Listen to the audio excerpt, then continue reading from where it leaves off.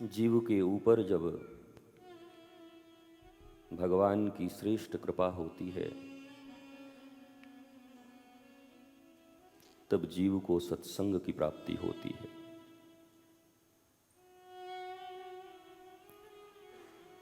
सत्संग का कोई फल नहीं है। हमारे अनंत कर्मों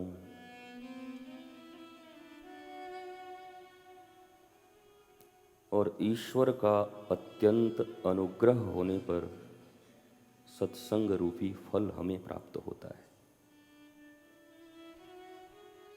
बहुत लोग पूछते हैं कि सत्संग से क्या लाभ होगा।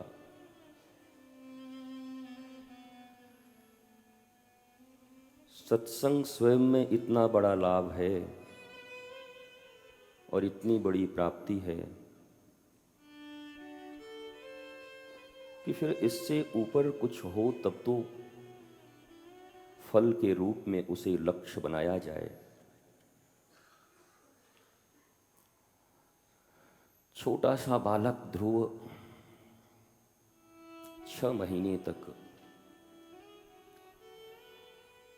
ऐसी तपस्या किया जो आज तक बड़े बड़े ऋषि भी न कर सके।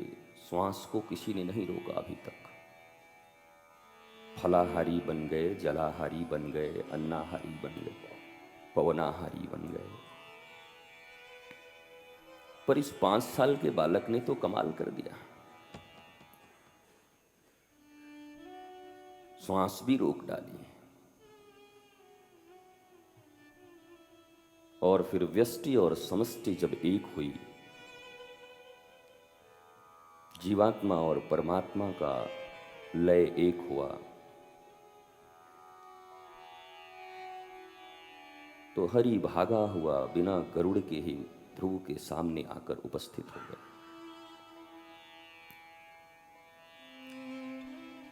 ब्रह्मा जी ने पूछा, आज आप कहां जा रहे हैं?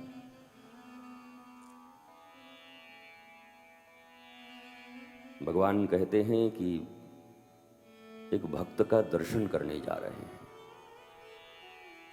ब्रह्मा जी चौंके। ठाकुर जी अब तक दर्शन देने जाते थे, आज घबराहट में हैं, कह रहे हैं कि दर्शन पाने जा रहा हूं।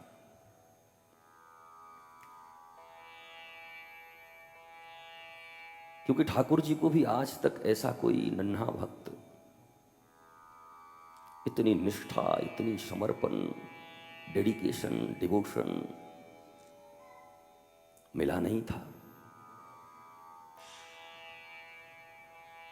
5 वर्ष की आयु में हमारे घर के बच्चे जब मुख से लार गिराते रहते हैं और खिलौनों और पता नहीं किन किन चीजों के जिद में अड़े होते हैं, और हमारा भी पालन पोषण ऐसा ही होता है कि अभी तो बच्चा है।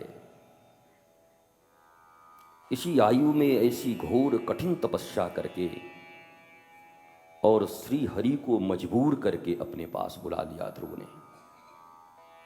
भगवान मजबूर है, ये बड़ा कंट्राडिक्टरी वर्ड है, क्योंकि उनको ऑल माइटी कहा जाता है, सर्वशक्तिमान, सर्वतंत्र, स्वतंत्र। पर भगवान ने स्वयं ही ये स्वीकार किया है कि मैं निश्चित ही सर्वशक्तिमान हूं, सर्वतंत्र हूं, स्वतंत्र हूं, पर एक जगह मैं भी परतंत्र होता हूं, और वो होता है अपने भक्त की भक्ति के अधीन हूं मैं। छोटे से बालक ने ऐसी भक्ति की, नारद जी ने डराया था ध्रुव को जब वो तपस्या करने जा रहे थे। अरे छोटे से बालक हो, जंगल में सिंह रहता, भालू रहता, खा जाएंगे, विषैले सर्प रहते हैं। और फिर नारद जी ने मुख से आवाज निकाली, भागो भागो, शेर आया, सिंह आया। और विश्वास दिलाने के लिए नारद जी स्वयं भागे और पेड़ पर चढ़ने लगे। और ध्रुव अटल अविचल निश्चिंत खड़ा था। छोटा सा बालक घर से अभी अभी निकला है। नारद जी ने पूछा, तुझे भय नहीं लगता? ध्रुव कहते हैं कि अपने संकल्प और निष्ठा की पूर्ति करने हेतु जब जीव प्रस्थान करे, लक्ष्य की ओर अग्रसर हो, उस समय में ये सिंह और बाघ और ये मृत्यु का भय उसे भयभीत कर दे, तो ऐसे जीव को तो स्वयं ही बाघ के मुख में चले जाना चाहिए। उसे जीने का ही कोई अधिकार नहीं है। इसलिए हे नारद जी,